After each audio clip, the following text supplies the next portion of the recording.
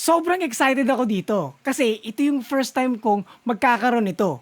Ginagamit ko na nga ngayon eh. And this is my first indoor trainer, ang Majin T600 Eco. Ito yung first look natin at titignan natin kung bakit ito yung pinakapanalong indoor trainer ngayon. Let's go!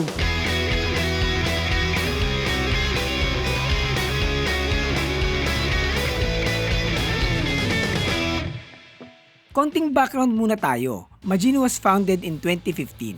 Medyo matagal na rin sila. Marami silang cycling components that includes bike computers, sensors, lights, power meters, and smart trainers to name a few. So, para silang Apple kasi may sarili na silang ecosystem that supports indoor and outdoor cycling scenarios. Sila na rin ang partner ng UCI World Tour Team XDS Astana. So yung buong team nila uses all Majin products to help them train and race, from smart trainer to heart rate monitor and cyclocomputers. The partnership with XDS Astana team marks the official entry to the elite tier of World Tour Team collaborations. So lumilevel up na rin talaga itong Majin at tatalakayin natin yung pinaka-top end na bike trainer nila, ang T600 Eco. Pero bago yan, ano ba munang meron pag bumili ka? At syempre, ito yung box. May kalakihan ng box at may kabigatan.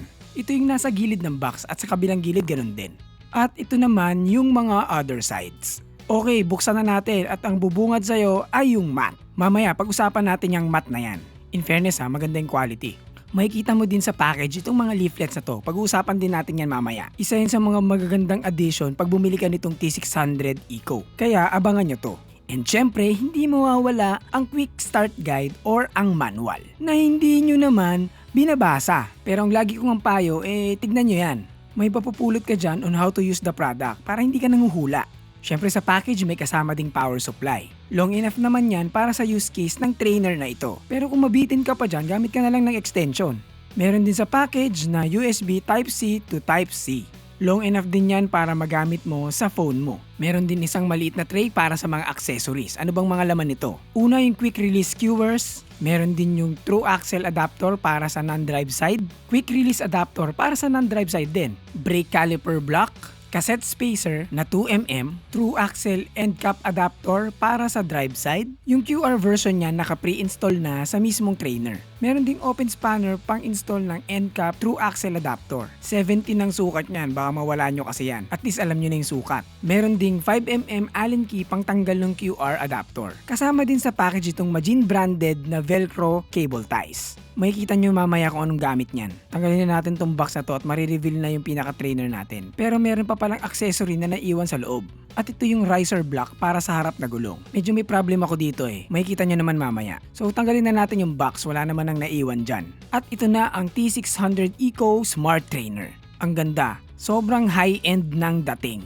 Build quality and heftiness, alam mong kayang makipagsabayan sa mga top brands. Kasama na rin pala sa package yung cassette. Pwede kang mamili sa dalawa, pwedeng 1128T or 113040. Sa case ko, 113040 ang nakalagay. Ito ay mga 11 speed cassettes. Papalitan ko din naman to gawa ng yung pinaka-bike na gagamitin ko ay naka 10 speed lang. Makikita nyo naman yung process niyan mamaya. Punta naman tayo sa dimension ng pinaka-trainer. Folded dimension niya is 210 by 445 by 510 mm. Deployed dimension naman niya is 735 by 445 by 510 mm. So sa folded dimension niya, relatively manipis naman yan. So pagtapos mo siyang gamitin at i-store mo na siya, madali lang naman niya isiksik kung saan saan. Hindi siya masyadong kakain ng space. Medyo may kabigatan lang sa 15.7 kilograms. Meron naman siyang sturdy handle para mas madali mong mabitbit kahit mabigat siya. Sa deployed mode, meron siyang V-shaped structure. Merong mga latch dito na hahatakin mo lang para mabuksan mo yung mga paa. So magkabilang paa, meron yan. And may locking sound naman yan pag na-open mo na ng tama yung mga paa. Kinagandahan sa V-shaped structure na ganito, mas napapanatili niyang stable yung bike mo pag nakamount na. And even pag nakasakay ka na. Meron itong mga rubberized feet para hindi magasgas yung floor na papatungan mo. At adjustable din ito para sa mga uneven floors. Yung pinaka main structure nito ay gawa sa full aluminum die casting. Unibody ito that combines robust structural integrity with aesthetic appeal. Yung pinaka-casing ito ay gawa sa ABS housing. And then yung legs may mga composite material na nilagay. May air vents dito sa gilid at dito sa may bandang likod. At dahil electronic equipment ito, kailangan niya talaga yung mga vents na yan para mapasingaw yung init na napoproduce niya. So sa bandang likod, meron tayong mga ports. Ang unang port natin ay yung pinaka-power. So sa unboxing natin, nakita nyo naman na may power supply. Dito natin yan isasaksak. Meron ding USB Type-C port. Dito natin isasaksak yung provided na USB cable. Ito yung isa sa mga connectivity mo pag gagamitin mo yung cellphone mo. And then there's the Ethernet port. Ethernet port? Di ba pang computer yan? Bakit merong ganyan? Mas mabilis kasi ang connectivity ng LAN port or Ethernet port kumpara sa wireless. At merong mga feature na kailangan yun. Pinag-uusapan na rin natin ng connectivity. Meron din itong Bluetooth, Wi-Fi at ANT+. That 3 plus the Ethernet port gives you a lot of choices para sa mas stable na connection. Wala kang magiging problema kahit ano pang gamitin mong training software. Ang kinagandahan pa nga sa Bluetooth nito, meron itong 3 channels. So you can connect up to 3 devices at the same time. For example, kinokontrol mo yung trainer mo via trainer road gamit yung phone mo. Tapos nasa ibang device naman yung one lap mo. Kunwari another phone or another tablet. Pwede ding sa laptop. Basta up to 3 devices ng sabay-sabay, pwede. Meron din itong heart rate monitor bridge na tinatawag. For example, meron kang monitor na ANT+ lang at hindi kayang kumunik sa phone mo or sa tablet. Itong bike trainer, pwede siyang maging bridge. Ang mangyayari, kukunik ngayon yung heart rate monitor mo dun sa trainer para magamit mo siya dun sa mga Bluetooth devices mo. At beneficial to lalo na sa mga Apple TV users. Yung Apple TV kasi, pwede kang mag-install dyan ng mga trainer apps like Zwift and MyWhoosh. At dahil dito sa heart rate monitor bridge, hindi mo na kailangang i-connect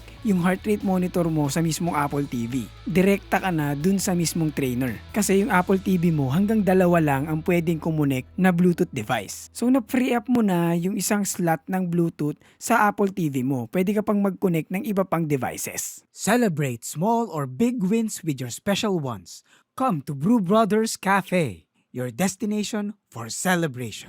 Tungkol naman sa maximum simulated grade, itong Magin T600 Eco kaya kasi nitong mag-simulate ng gradient. Halimbawa, nag-load ka ng route, tapos sa route mo maraming ahon. Isi-simulate nito yung bigat ng padjak mo sa bawat ahon na madadaanan mo. Nararamdaman mo din yung pag uphill dun sa dinadaanan mo. May bigat siya.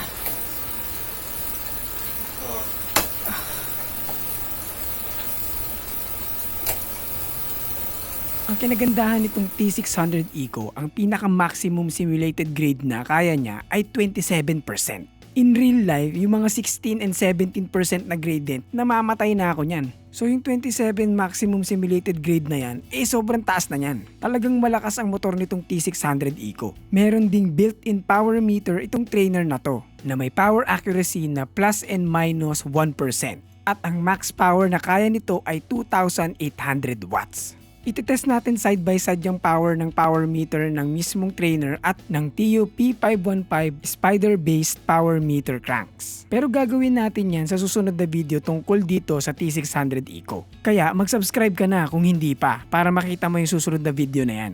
Anyway, kaya naman nagagawa nitong Magin T600 yung plus minus 1% na accuracy sa power meter niya. Direct drive kasi itong T600 Eco. Meaning wala nang belt na pwede mag-slip. Kasi pag nag-i-slip yan, meaning hindi niya maibibigay yung mas accurate na reading. At dahil direct drive nga ito, direkta din yung input na naibibigay mo sa mismong motor. Mas accurate ngayon yung naibibigay na data. Nasa motor na din tayo, itong permanent magnet synchronous motor na self-developed ng Magin, kaya nitong mag-generate ng sarili niyang power. Kahit naka-unplug ito, gagana pa rin yung trainer. Nakikita nyo naman na hindi nakasaksak pero umiilaw pa rin yung RGB light niya sa ilalim. 3 minutes of riding equals 7 plus minutes connectivity. At dahil kaya nga mag-generate ng power nitong trainer, gamit yung supplied USB Type-C to Type-C, pwede mo i-connect yung phone dito at habang pumipidal ka, mag-charge siya. Ito yung eco part ng mismong trainer. Kasi self-sustaining energy while you cycle for a greener future. Kaya siya tinawag na T600 Eco. At dahil sobrang galing din talaga ng motor nitong T600 Eco, kaya nitong mag-simulate ng mga road textures like bricks, cobblestones, gravel, dirt, and planks. kahit naka-self-power lang siya. Hindi ko pa ito nasusubukan, pero sa next video natin, gagawin natin yan. At alam ko, gagana lang to sa OneLap app. Hindi ko alam kung supported to ng Ruby or ng Zwift, pero ang alam ko, sa OneLap lang ito. At hindi lang road simulation ang kaya nito. Meron din itong race mode and downhill simulation.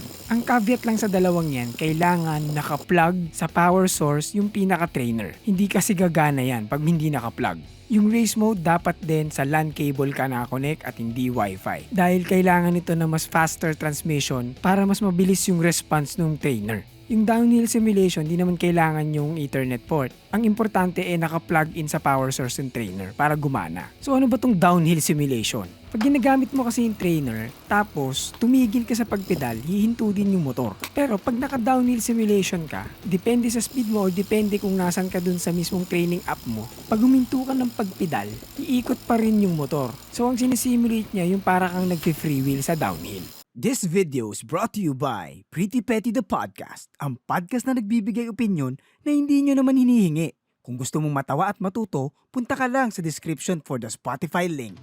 Okay, pakita ko sa inyo kung paano ko binuo to. Dahil naka-true axle yung bike ko, tatanggalin ko muna tong QR adapter cap. Gagamitan mo lang yan ng provided Allen key at matatanggal na yan. At nilagay ko na yung true axle adapter cap dito sa may drive side. Higpitan mo yan gamit din yung open wrench na provided. Okay, sa non-drive side, meron ka ding adapter na ilalagay. Kung naka-boost ang bike mo, yung mahabang side ang ilalagay mo. Kung 142 naman or non-boost, syempre yung maikse. Babaliktarin mo lang naman yung adapter. Ganun lang kadali. Ganun din syempre pag QR, yung 135 at yung 130, baliktaran lang din. At dahil sa mga accessories na to, pwede kang gumamit ng mountain bike, full suspension, at syempre, gravel or road bike. Sa case natin, gagamitin natin syempre yung gravel natin na GT Zascar. So dahil 11 speed yung provided na cogs ng Majin, kailangan kong palitan ito dahil yung gravel natin ay 10 speed lang. Para magawa ito, kailangan mo ng chain whip at yung cassette tool. Ililink ko na lang sa description o lalabas na lang dyan sa screen nyo yung toolkit na kung saan kasama yung mga tools na yan.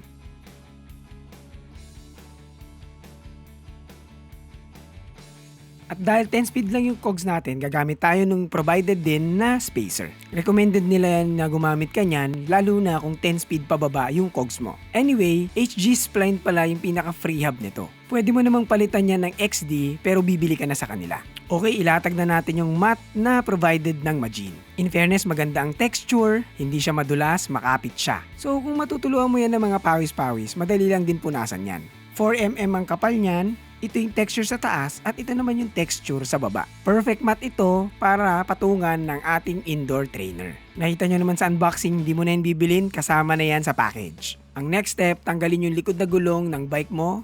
Isang tabi nyo muna yung gulong kasi hindi nyo naman kakailanganin yan. At kung paano mo kinakabit yung gulong mo, ganun din yung process ng pagsampa ng mismong bike mo sa indoor trainer. Gamit yung provided na QR skewer, i-secure mo na ngayon yung bike dun sa indoor trainer. Mountain bike yung nilagay ko para makita nyo na ginamit ko yung provided na QR skewer. Pero kung naka-true axle ka naman, syempre may true axle ka na, gagamitin mo yung mismong true axle na nakalagay sa bike mo. Naalala nyo ba yung riser block kanina? Ang naging problema ko dyan, ginawa to for road bikes. So yung pinakasampahan ng gulong, hanggang pang 30C lang yata. Ang problema, pag naka-gravel ka, kadalasan naka 35C yan or 38C. At dahil naka 38C ako, medyo hindi siya kasya dun sa riser block. Hindi siya pasok sa butas kaya parang nakapatong lang siya. So baka mag 3D print na lang ako ng para dito. Okay, kabit natin yung USB Type-C to Type-C cable. So yung right angle na dulo, yun ang ikakabit mo sa mismong trainer. And then, gamit yung Majin branded na cable ties, iraroute natin yung cable papunta sa may handlebars at gagamitin nating pang secure, syempre yung provided na cable ties. So kita nyo, kinakabit ko sa may seat stay ko yung cable. Tapos diretso yan sa may top tube papunta sa handlebars. Gumamit lang ako ng handlebar clamp na may quarter mount camera adapter. Tapos naglagay ako ng cellphone holder para lang ma-secure yung cellphone ko sa handlebars. Lilink ko na lang yung mga items na yan sa description o lalabas na lang yan sa lower left ng screen nyo. And to connect your trainer to your phone, kailangan mong i-download yung Majin Utility. Kasi dyan mo gagawin yung mga initial setup na kailangan mo para magamit mo ng tama yung indoor trainer natin. At nandito din yung mga adjustment to maximize the use of the T600 Eco. Ang pinaka-initial setup kailangan mong i-input yung human weight or yung weight ng gagamit ng bike, yung weight ng bike mo at yung wheel diameter. Makikita mo yan sa dynamic inertia control. And after that, pwede ka na mag-install ng mga favorite mong training apps. Ang kinagandahan dito sa T600 ng Majin, pag binili mo ito, meron kang 6 months free access sa OneLap, 2-month free sa Ruby, and 30 days sa Kinomap. Yun yung mga leaflets na pinakita ko sa unboxing kanina. May QR yun na i-scan nyo para makuha nyo yung mga free membership na yan. So I ran the indoor trainer using the OneLap app. Meron naman yung pang Android, pang iOS, Mac, and PC. Sa initial test, it's like riding a normal bike. Pero habang ginagamit ko to with the OneLap app, para ka lang naglalaro ng game. And at the same time, nakakapag-workout ka na din. Sa app kasi, you can choose different tracks. And dun sa track na napili mo, isi-simulate nung mismong trainer yung mga ahon dun. So kung ano yung gradient dun sa mismong route na ginagawa mo dun sa app, yun din yung magiging bigat ng pagpedal mo. So para talagang nira-ride mo yung route na yun. Hindi na muna tayo magdi-deep dive sa OneLap app. Sa mga susunod na video na natin gagawin yan. Pero amazing, di ba? Ang isa pang pwede mong gawin ay i-pair ang indoor trainer sa cyclo mo. Kung meron kang Majin C706, pwede mong i-pair yan dyan, and then pwede mong i-simulate yung mga past rides mo. So lahat ng ahon, lusong, patag, dun sa route na yon isi-simulate ng mismong bike trainer. So pwede ka nang mag-secret training para pag-ride nyo ng mga tropa, ikaw na yung malakas. Ang galing din talaga pag meron kang indoor trainer. Nung una pa nga, hindi ko nagigets yung mga nag-i-indoor trainer eh. Kasi pwede ka naman din talaga mag-bike sa labas eh, kung gugustuhin mo lang. Pero nung nasubukan ko na, naintindihan ko na sila. Ang saya pala. Ang isang benefit kasi nito, lalo na kung hindi maganda ang panahon, makakapag-ensayo ka pa din. Palapit pa naman ng tag-ulan. So mukhang may enjoy ko talaga to. Would I recommend this? If seryoso ka sa pagbibisikleta at training, no-brainer. Kailangan mo to. Ang isang situation kasi niyan, kunwari meron kang karera, pero malayo ito para puntahan at makapag-ensayo. Pwede kang gumawa ng route ng mismong ruta or humingi ng GPX file sa mga nakapag-ride na doon. At i-simulate sa bike trainer yung route so makakapag-ensayo ka at the comfort of your house. Yun din naman ang reason kung bakit lahat ng professional cyclists meron nito, tulad ng Team Astana. Pero kung sakto ka lang at buhay daga ka, this is not cheap. Kasi ito yung top of the line ng Majin as of the recording of this video. So expect a steep price. Pero kung i-compare mo yung presyo niya dun sa equivalent niya sa mga top brands, di hamak na mas mura to. Lahat ng features na nakikita mo dito sa T600 Eco, makikita mo yan sa top brands at a fraction of the price. Pero syempre, depende pa rin sa'yo kung kailangan mo talaga to. Matagal ko na rin gamit yung brand na Majin. And for me, very reliable yung products nila. At kung seryoso ka sa pag-iensayo, this is the best trainer na pwede mong mabili. Maglalagay na lang ako ng link sa description or lalabas na lang yan sa lower left ng video para makita mo yung presyo. Anyway, may next video pa tayo dito sa Majin T600 Eco. Mas deep dive yun. Abangan nyo yan. Kaya, kung hindi ka pa nakasubscribe, mag-subscribe ka na. Tulungan nyo akong makamit yung 100k subs. Malapit na eh. So ako nga pala si Nat na nagpapaalalang manatiling bike no babang buhay para tuloy-tuloy lang ang pasok ng kaalaman. Paalam!